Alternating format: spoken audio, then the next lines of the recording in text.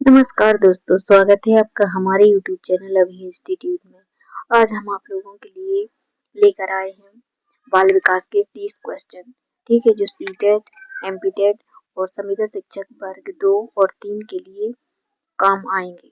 ठीक है, इसलिए इनको ध्यान से पढ़िएगा। यह क्वेश्चनों की संख्या 30 है। ठीक है, और 30 में से आप बताना कि किसको कितने नंबर आए, कमेंट में जरूर बताना। चलिए तो शुरू करते हैं। पहला क्वेश्चन दिया गया है, जब विद्यार्थी पुरस्कार पाने की इच्छा से बार बार किसी गतिविधि को करने का निर्णय लेते हैं जो कि प्रत्यक्ष रूप से उस गतिविधि से संबंधित नहीं है, तब ऐसी स्थिति में क्या संभावना उत्पन्न होती है।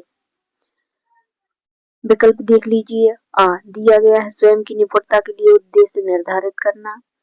बा, अधिगम के प्रति भौतिकवादी अभिवृत्ति का विकास। सा, समझने के लिए अधिगम से आनंद प्राप्त करना। सा में दिया गया है, समझने के लिए अधिगम से आनंद प्राप्त करना। दा में दिया गया है, पुरस्कार के बिना उसे गतिविधि में लगे रहना। चलिए बताइए तो इसका सही आंसर क्या होगा। देखिए, इसका सही आंसर होगा बा। ठीक है, अधिगम के प्रति भौतिकवादी अभिवृत्ति का विकास। चलिए अगला क्वेश्चन देखते हैं। अगला क्वेश्चन है क्वेश्चन दूसरा, संज्ञान एवं संवेग के मध्य किस प्रकार का संबंध होता है। आ, द्विदिशीय, दोनों के बीच एक गतिशील पारस्परिक क्रिया होती है। बा, एक दूसरे से स्वतंत्र हैं। सा, एक दिशीय संवेग संज्ञान को प्रभावित करते हैं। दा, एक दिशीय संज्ञान संवेगों को प्रभावित करते हैं। चलिए बताइए इनमें से सही आंसर कौन सा होगा। संवेग और संज्ञान के मध्य किस प्रकार का संबंध होता है, यह बताना है। तो इसका सही आंसर होगा सा, एक दिशीय संवेग संज्ञान को प्रभावित करते हैं। अगला क्वेश्चन देखिए। अगले क्वेश्चन में दिया गया है तीसरा, निम्नलिखित में से कौन से कारक अधिगम को प्रभावित करते हैं। पहला दिया गया है विद्यार्थी की अभिरुचि, दूसरा दिया गया है विद्यार्थी का सांवेगिक स्वास्थ्य, और तीसरा दिया गया है शिक्षा शास्त्रीय रणनीतियां, और चौथा दिया गया है विद्यार्थी का सामाजिक एवं सांस्कृतिक संदर्भ। तो बताइए इनमें से सही आंसर कौन सा होगा। आ में दिया गया है दिए गए सभी, बा में दिया गया है 1 और 2, सा में दिया गया है 2 और 3, और दा में दिया गया है 1, 2 और 3। तो इसका सही आंसर क्या होगा। तो इसका सही आंसर होगा आ, दिए गए सभी। यह सभी अधिगम को प्रभावित करते हैं, विद्यार्थी की रुचि भी प्रभावित करती है। ठीक है, अधिगम को, और विद्यार्थी का सांवेगिक स्वास्थ्य भी प्रभावित करता है। शिक्षा शास्त्रीय रणनीतियां, विद्यार्थी का सामाजिक एवं सांस्कृतिक संदर्भ, यह सभी प्रभावित करते हैं। चलिए अगला क्वेश्चन देखते हैं।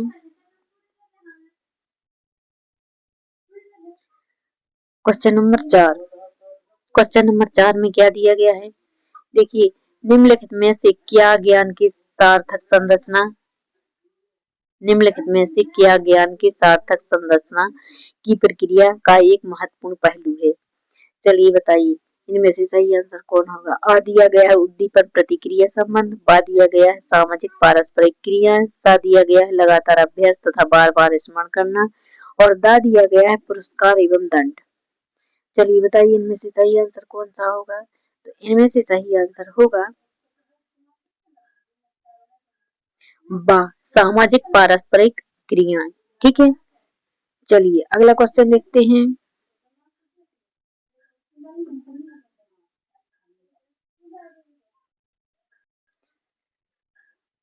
चलिए क्वेश्चन नंबर 5 देखते हैं। बाल्यावस्था की अवधारणा से क्या अभिप्राय है। आ, यह कि बच्चे सुनने से शुरुआत करते हैं और उनके गुण पूरी तरह से परिवेश के द्वारा निर्धारित किए जाते हैं। बा दिया गया है यह विभिन्न सांस्कृतिक संदर्भ में सार्वभौम रूप से समान है। सा दिया गया है समकालीन सामाजिक संरचनावादी मनोवैज्ञानिकों के अनुसार यही एक सामाजिक संरचना है। और दा दिया गया है यह बच्चे दुष्ट यह है कि बच्चे दुष्ट रूप में पैदा होते हैं और उन्हें सभ्य बनाना होता है। बताइए इसका सही आंसर क्या होगा? तो इसका सही आंसर होगा बा। यह विभिन्न सांस्कृतिक संदर्भ में सार्वभौम रूप से समान है। इसका सही आंसर होगा बा। चलिए अगला क्वेश्चन देखते हैं। Question number 6। क्वेश्चन नंबर 6 में दिया गया है। Question number 6। क्वेश्चन नंबर 6 में दिया गया है, निम्नलिखित में से कौन सी मध्य बाल अवस्था की विशेषता है? आ अधिगम मुख्य रूप से संवेदी एवं चालक गतिविधियों द्वारा घटित होता है। बा दिया गया है, शारीरिक वृद्धि एवं विकास बहुत तेज गति से होता है। सा दिया गया है, अमूर्त रूप से सोचने तथा वैज्ञानिक तर्क का प्रयोग करने की योग्यता विकसित होती है। दा दिया गया है, बच्चे तार्किक एवं मूर्त रूप से सोचना प्रारंभ कर देते हैं।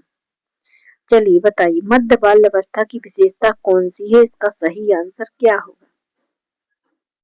मध्य बाल अवस्था की अवधि कमेंट करके जरूर बताइएगा कि मध्य बाल अवस्था की अवधि कितने वर्ष से कितने वर्ष तक होती है।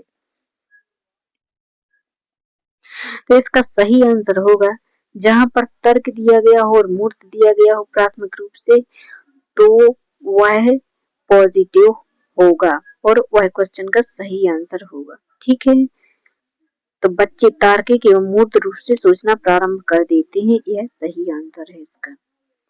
चलिए अगला क्वेश्चन देखते हैं। Question number 7। क्वेश्चन नंबर 7 में दिया गया है, परिवार एवं पास पड़ोस बच्चों के समाजीकरण की द्वितीयक एजेंसियां हैं। बा में दिया गया है प्राथमिक एजेंसियां हैं। सा में दिया गया है मनोवैज्ञानिक एजेंसियां हैं और दा में दिया गया है मध्य एजेंसियां। तो इसका सही आंसर क्या होगा? तो इसका सही आंसर होगा मनोवैज्ञानिक एजेंसियां हैं। परिवार एवं पास पड़ोस बच्चों के समाजीकरण की, परिवार एवं पास पड़ोस, सॉरी, उसका आंसर ए नहीं लग रहा हमें। मनोवैज्ञानिक एजेंसियां तो नहीं है, पास पड़ोस बच्चों के समाजीकरण की मनोवैज्ञानिक एजेंसियां हैं। आप लोग कमेंट में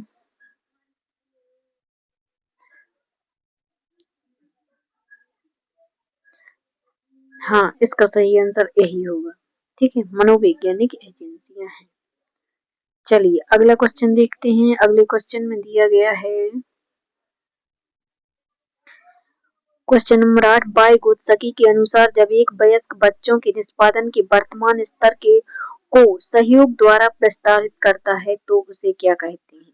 आ अंतः व्यक्ति निष्ठता, बा खोजपूर्ण अधिगम, सा समीपस्थ विकास का क्षेत्र, दा पार ढांचा। तो यह क्या है? सहयोग द्वारा सीखता है वाइगोत्स्की के अनुसार। तो इसका सही आंसर क्या होगा? इसका सही आंसर होगा खोजपूर्ण अधिगम। ठीक है, इसका सही आंसर होगा खोजपूर्ण अधिगम। चलिए अगला क्वेश्चन देखते हैं। अगले क्वेश्चन में क्या दिया गया है? क्वेश्चन बड़ा है तो ध्यान से पढ़िएगा। शिखा विद्यालय में अपना लंच बॉक्स भूल गई तथा यह कहते हुए सुमन से उसका लंच साझा करने के लिए कहा, तुम्हें आज अपना लंच मेरे साथ साझा करना चाहिए क्योंकि कल मैं तुम्हारे साथ अपना लंच साझा किया था। लॉरेंस कोहलबर्ग ने के नैतिक विकास के सिद्धांत के अनुसार नूर का कथन अभिविन्यास किस प्रारूप को अवस्था को दर्शाता है?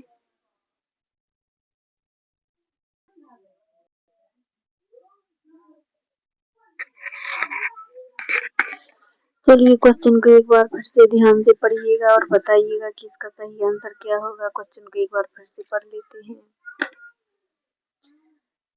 शिखा विद्यालय में अपना लंच बॉक्स भूल गई तथा यह कहते हुए सुमन से उसका लंच साझा करने के लिए कहा, तुम्हें आज अपना लंच मेरे साथ साझा करना चाहिए क्योंकि कल मैं तुम्हारे साथ अपना लंच साझा किया था। लॉरेंस कोहलबर्ग के नैतिक विकास के सिद्धांत के अनुसार नूर का कथन अभिविन्यास प्रारूप खालिस्तान अवस्था को दर्शाता है। चलिए बताइए इसका सही आंसर क्या होगा?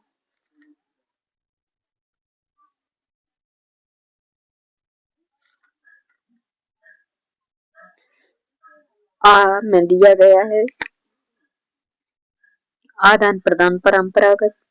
बा में दिया गया है कानून एवं व्यवस्था पश्च परंपरागत। सा में दिया गया है आज्ञा पालन पूर्व परंपरागत। दा में दिया गया है अच्छा होना परंपरागत। तो इसका सही आंसर क्या होगा? इसका सही आंसर होगा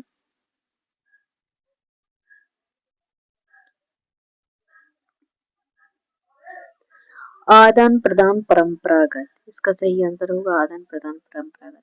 आदान प्रदान इसलिए होगा क्योंकि उसका मतलब है कि मैंने कल तुम्हारे साथ लंच साझा किया था, आज मैं लंच बॉक्स नहीं लाई तो वो है, अब आज तुम लाई हो तो तुम्हारा लंच मैं करूंगी, यानी कि मैंने कल तुम्हें दिया था तो तुम आज मुझे दो। ठीक है, चलिए अगला क्वेश्चन देखते हैं।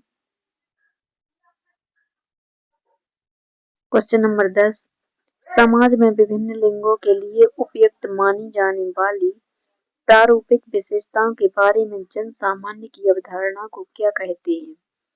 आ में दिया गया है जेंडर रूढ़िवादिताएं। बा में दिया गया है जेंडर विभेदीकरण। सा में दिया गया है जेंडर भूमिकाएं। और दा में दिया गया है जेंडर पहचान। चलिए बताइए इसका सही आंसर क्या होगा? तो इसका सही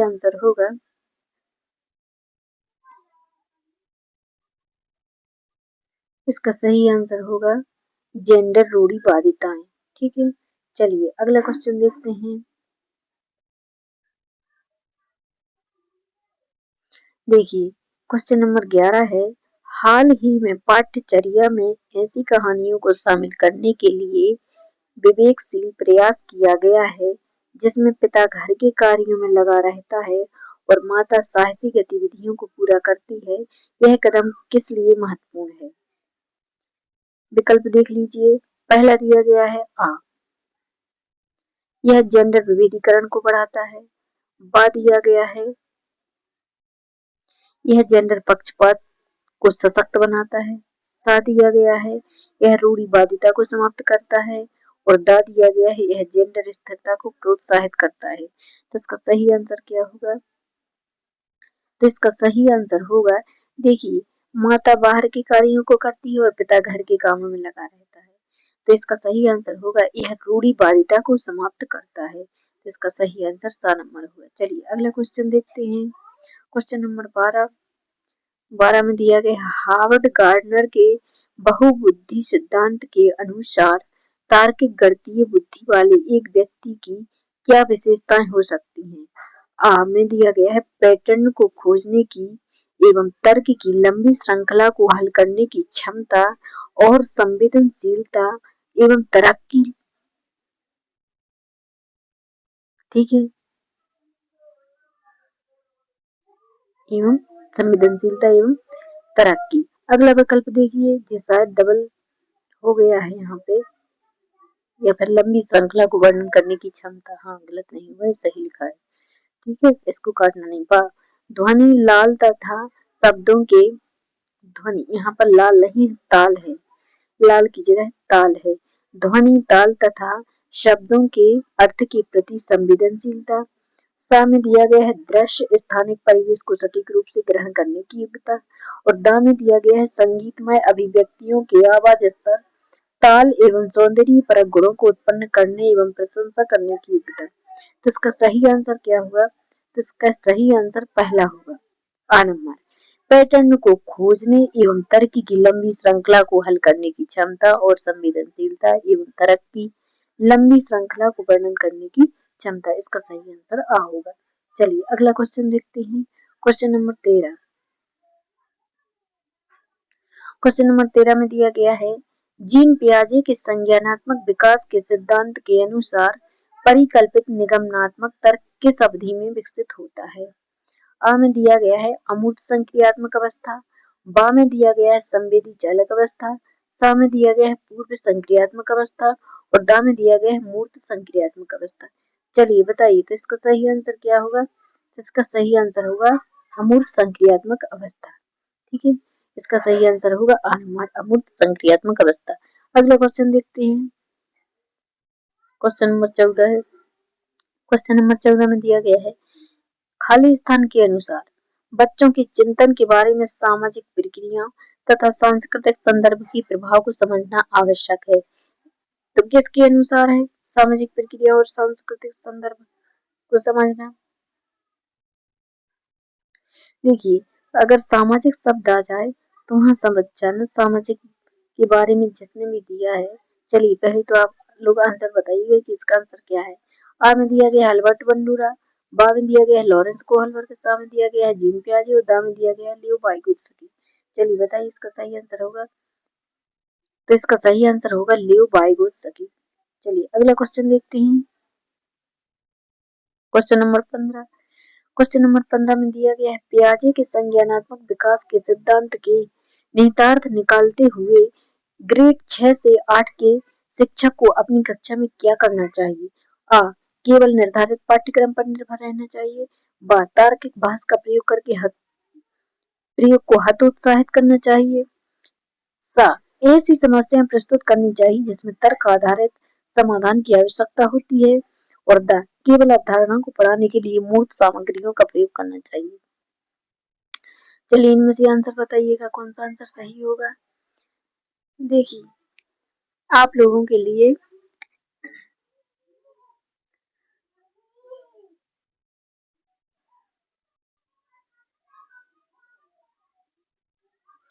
चलिए बताइए इसका सही आंसर क्या होगा। इसका सही आंसर होगा बच्चों के सामने ऐसी समस्याएं प्रस्तुत करनी चाहिए जिसमें तर्क आधारित समाधान की आवश्यकता हो। ठीक है, चलिए अगला क्वेश्चन देखते हैं। अगले क्वेश्चन में दिया गया है सतत एवं समग्र मूल्यांकन में क्या शामिल है? सतत एवं समग्र मूल्यांकन में क्या शामिल है? आ में दिया गया है विविध प्रकार की रणनीतियों का प्रयोग करते हुए दोनों संरचनात्मक एवं संकलनात्मक आकलन का प्रयोग करना। बा में दिया गया है केवल संरचनात्मक आकलन। सा में दिया गया है केवल संकलनात्मक आकलन। और दा में दिया गया है ना तो संरचनात्मक और ना ही संकलनात्मक आकलन। चलिए बताइए इनमें से सही आंसर कौन सा होगा। इसका सही आंसर होगा आ। इसका सही आंसर होगा आ। विविध प्रकार की रणनीतियों का प्रयोग करते हुए दोनों संरचनात्मक एवं संकलनात्मक आकलन का प्रयोग करना। ठीक है, चलिए अगला क्वेश्चन देखते हैं। Question number 17। 17 में क्या दिया गया है? वह प्रक्रिया जिसके द्वारा बच्चे आदतों, कौशलों, मूल्यों तथा अभिप्रेरणा को विकसित करते हैं जो उन्हें समाज का जिम्मेदार एवं क्रियाशील सदस्य बनाती है, उसे क्या कहा जाता है?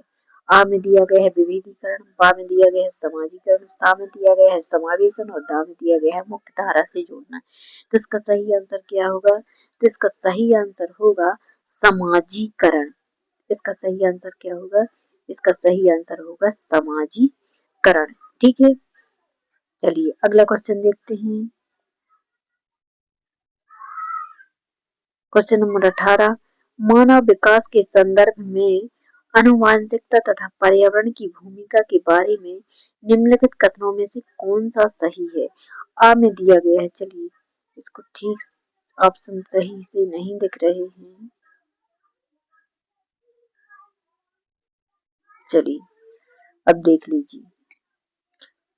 आ में दिया गया है आनुवंशिकता एवं पर्यावरण दोनों एक जटिल पारस्परिक क्रिया के रूप में मानव विकास को प्रभावित करते हैं।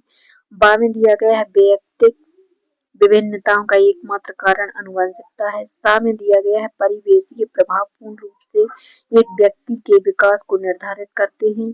और दा में दिया गया है मानव विकास को ना तो आनुवंशिकता और ना ही पर्यावरण प्रभावित करते हैं। देखिए आनुवंशिकता और ना ही पर्यावरण प्रभावित करते हैं। चलिए बताइए इसका सही आंसर क्या होगा। तो इसका सही आंसर होगा आ। आनुवंशिकता एवं पर्यावरण दोनों एक जटिल पारस्परिक क्रिया के रूप में मानव विकास को प्रभावित करते हैं। ठीक है, तो इसका सही आंसर आ नंबर होगा। ये तीनों गलत हैं। चलिए अगला क्वेश्चन देखते हैं। Question number 19।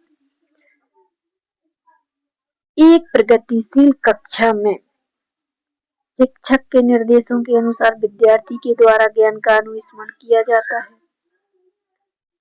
बा में दिया गया है विद्यार्थी के द्वारा ज्ञान की संरचना की जाती है।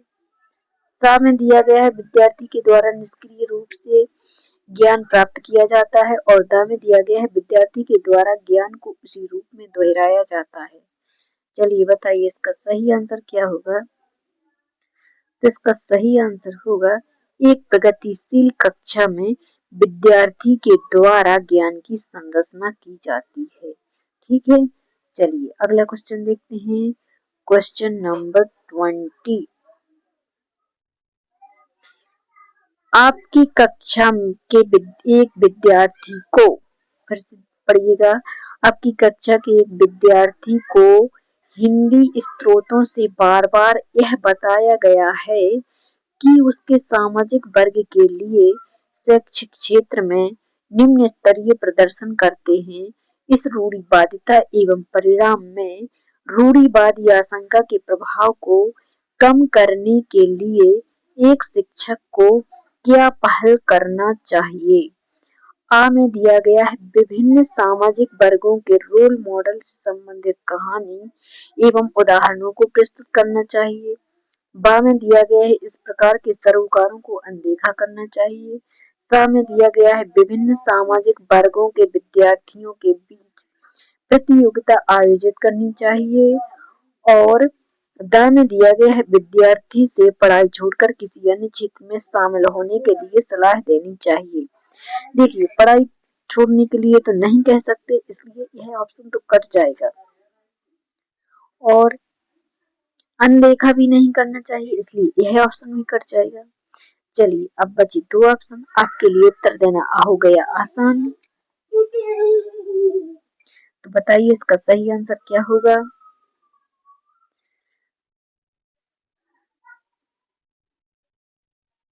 देखिए विभिन्न सामाजिक वर्गों के बारे में दिया गया है, विद्यार्थियों के बीच प्रतियोगिता आयोजित करनी चाहिए, तो ये आंसर भी गलत होगा, इसलिए इसका सही आंसर हो जाएगा आ नंबर।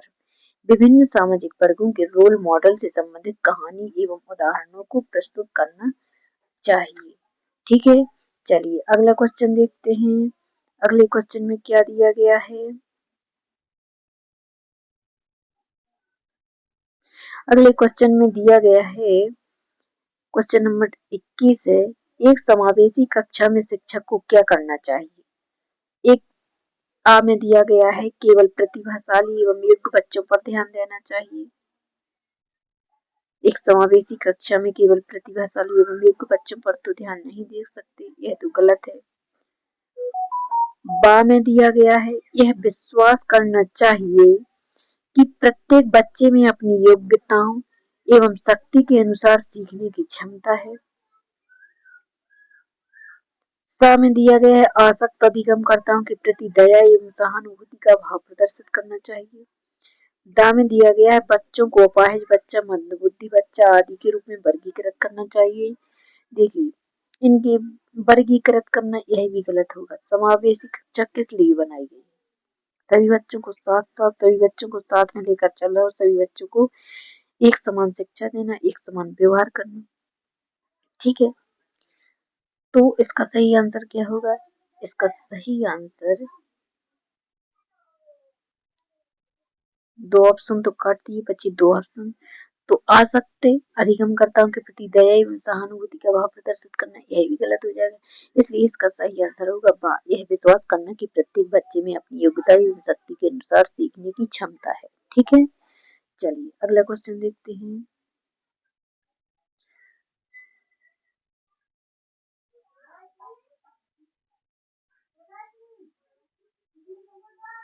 बताइए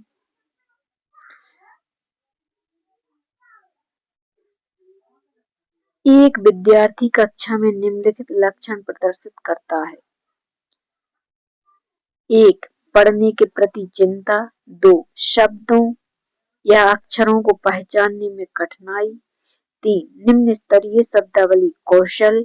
और चार, पहले पढ़े हुए पाठ को समझने या याद करने में कठिनाई। यह किसके सूचक है बताना है। चलिए आ में दिया गया है मानसिक क्षति वाले विद्यार्थी के, बा में दिया गया है स्वलीन विद्यार्थी के, सा में दिया गया है सृजनात्मक विद्यार्थी के।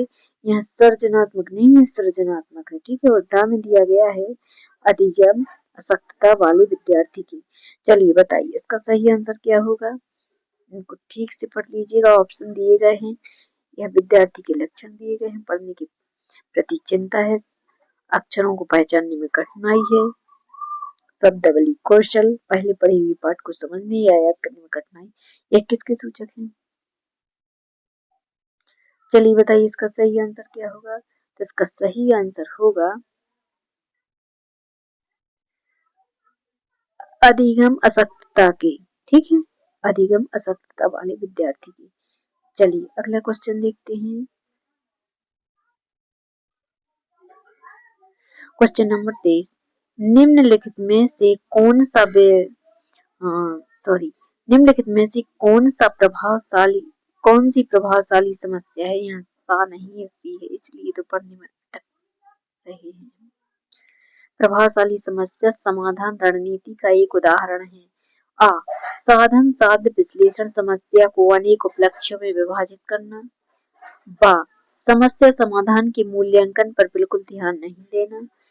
सा, क्रियात्मक अनम्यता एक वस्तु के केवल परंपरागत कार्य पर ध्यान देना।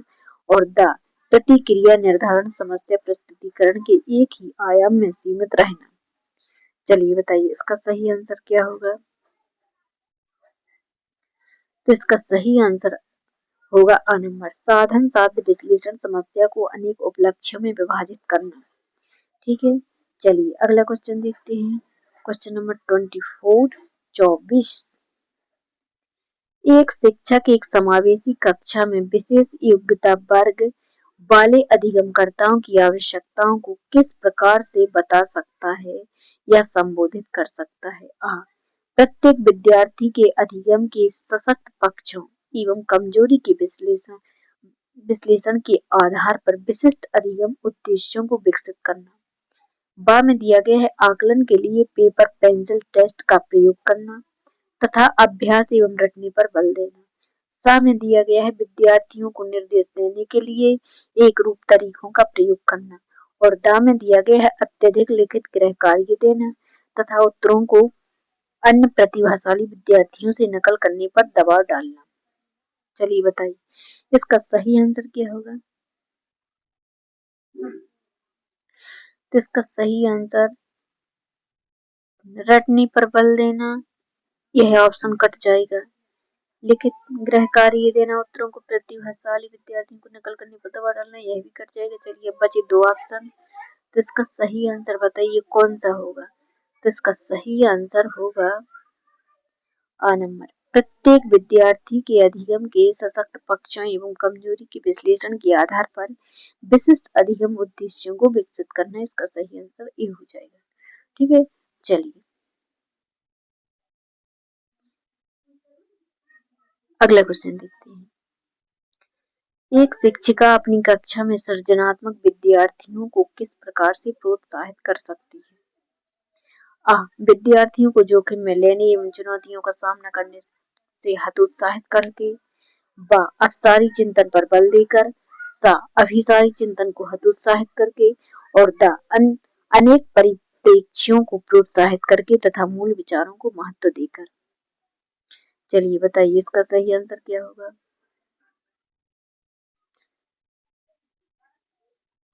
देखिए विद्यार्थियों को जोखिम लेने के लिए तो नहीं कर सकते और हतोत्साहित भी नहीं कर सकते, अपसारी चिंतन पर बल देकर भी नहीं, हतोत्साहित इसमें भी एक गलत हो जाएगा।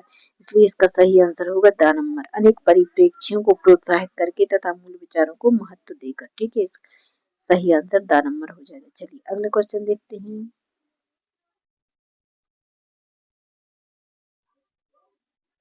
क्वेश्चन नंबर 26, निम्नलिखित में से कौन सा कारक कक्षा में सार्थक अधिगम का पक्ष लेता है। आ, विषय वस्तु तथा बच्चों की संपूर्ण कौशल एवं अधिगम के प्रति सच्चा सरोकार रखना। बा में दिया गया है बच्चों को पढ़ने के लिए अभिप्रेरित करने हेतु परीक्षणों की संख्या को बढ़ाना। सा में दिया गया है बच्चों को पढ़ने के लिए अभिप्रेरित करने हेतु पुरस्कारों को बढ़ावा देना।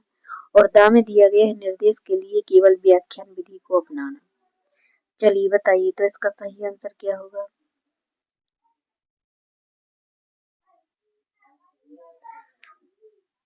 देखिए परीक्षणों की संख्या को बढ़ाना दिया गया है, तो यह तो अधिगम के लिए ठीक नहीं है।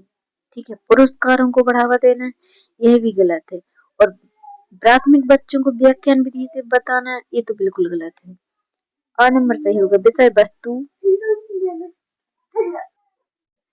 विषय वस्तु तथा बच्चों के संपूर्ण कौशल में एवं अधिगम के प्रति सच्चा सरोकार रखना। ठीक है, तो इसका सही आंसर ये हो जाएगा। चलिए अगला क्वेश्चन देखते हैं।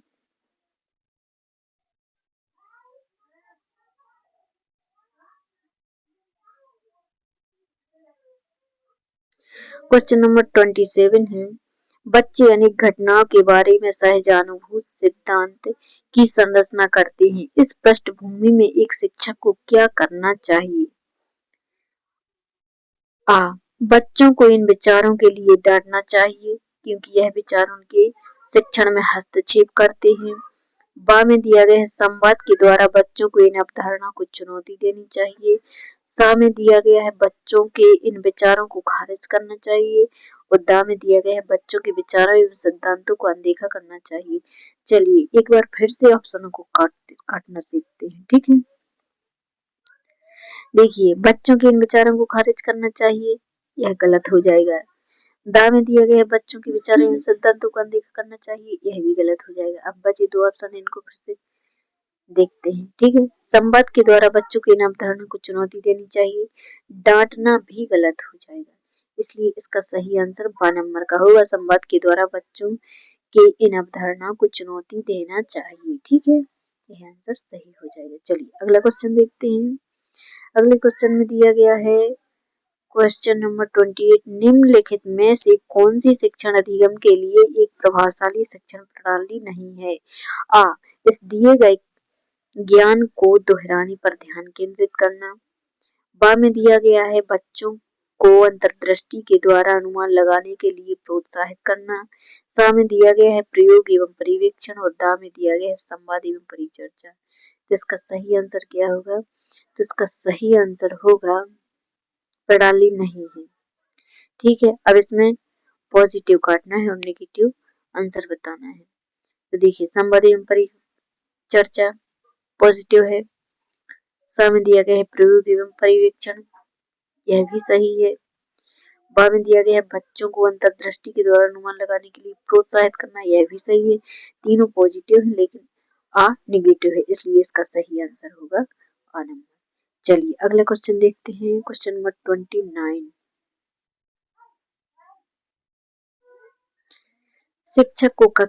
शिक्षक कक्षा में पढ़ने में ध्यान न देने वाले बच्चों से किस प्रकार का व्यवहार कर सकते हैं? ऑप्शन देखिए, आ में दिया गया है, उन्हें गृह कार्य के रूप में अत्यधिक वर्कशीट देकर। बा में दिया गया है, बच्चों को कक्षा से बाहर जाने के लिए कहकर। सा में दिया गया है, पूरी कक्षा के सामने उन्हें बार बार डांट कर। दा में दिया गया है, उनसे बात करके तथा उनकी अरुचि का कारण जानने की कोशिश करके। चलिए बताइए इसका सही आंसर क्या होगा? तो इसका सही आंसर होगा उनसे बात करके तथा उनकी अरुचि का कारण जानने की कोशिश करके। ठीक है, इसका सही आंसर द नंबर होगा, बाकी सब नेगेटिव है। चलिए क्वेश्चन नंबर 30 है, संरचनावादी उपागम बताता है कि खाली स्थान ज्ञान की संरचना के लिए अत्यंत आवश्यक है। क्या आवश्यक है यंत्रवाद याद करना? यह तो गलत है। बा, विद्यार्थी का पूर्ण ज्ञान, अनुबंधन, दंड भी गलत है। इन दोनों में से बताइए कौन सा आंसर सही होगा। चलिए यंत्रवाद याद करना, यह भी गलत है। विद्यार्थी का पूर्ण ज्ञान, ये तो ठीक है। अनुबंधन नहीं। बा नंबर होगा इसका सही आंसर, विद्यार्थी का पूर्ण ज्ञान। ठीक है, आप लोगों के कितने नंबर आए हैं 30 में से, यह कमेंट करके जरूर बताइएगा। कल आप लोगों के लिए फिर से एक नई क्लास लेकर आएंगे। ठीक है, धन्यवाद। और कोशिश करेंगे कि मैथ्स के क्वेश्चन भी आप लोगों को विस्तार से बताए जाएंगे, इसलिए हमारे चैनल को सब्सक्राइब और लाइक कीजिएगा ताकि जल्दी से जल्दी नोटिफिकेशन आपके पास पहुंचे। धन्यवाद।